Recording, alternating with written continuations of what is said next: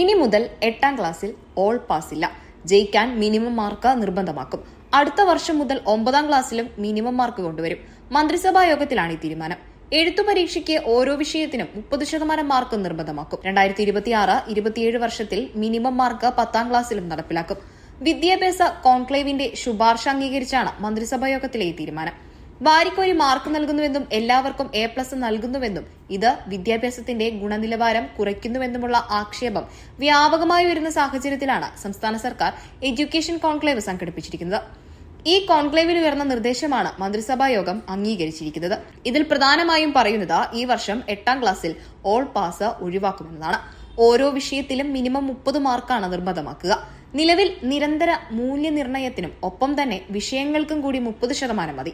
അതുകൊണ്ട് തന്നെ എല്ലാവരും പാസ്സാകുന്ന സാഹചര്യമാണുള്ളത്. ഇത് മാറ്റിയാണ് ഓരോ വിഷയങ്ങൾക്കും 30% നിർബന്ധമാക്കിക്കൊണ്ടുള്ള തീരുമാനം. ഇത് കൂടാതെ എഴുത്തു പരീക്ഷയ്ക്കും വേറെ മാർക്ക് വേണം. പഠിക്കാതെ പാസ്സാകാൻ പറ്റില്ലെന്ന രീതിയാണ് നിലവിൽ വരാൻ പോകുന്നത്.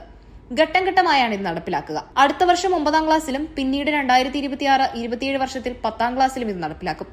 മിനിമം മാർക്ക് ഒറ്റയടിക്ക് SSLCക്ക് നടപ്പിലാക്കാതെ 8ാം ക്ലാസ് മുതൽ നടപ്പിലാക്കാനാണ് സർക്കാർ തീരുമാനിച്ചിരിക്കുന്നത്. 8, 9, 10 ക്ലാസുകളിലെ വാർഷിക എഴുത്തു പരീക്ഷയിൽ വിജയിക്കാൻ 30% മാർക്ക് നേടണമെന്ന നിബന്ധനയാണ് ഘട്ടം ഘട്ടമായി നടപ്പിലാക്കുന്നത്. ഈ അധ്യയന വർഷം 8ാം ക്ലാസ്സിലും അടുത്ത അധ്യയന വർഷം 8, 9 ക്ലാസ്സിലും വാർഷിക പരീക്ഷയിൽ ഈ പരിഷ്കാരം നടപ്പിലാക്കി തുടങ്ങാനാണ് പൊതുവിദ്യാഭ്യാസ വകുപ്പിന്റെ പുതിയ തീരുമാനം. 2027 മാർച്ചിലെ SSLC പരീക്ഷ മുതൽ ഇത് പ്രാബല്യത്തിലാകും.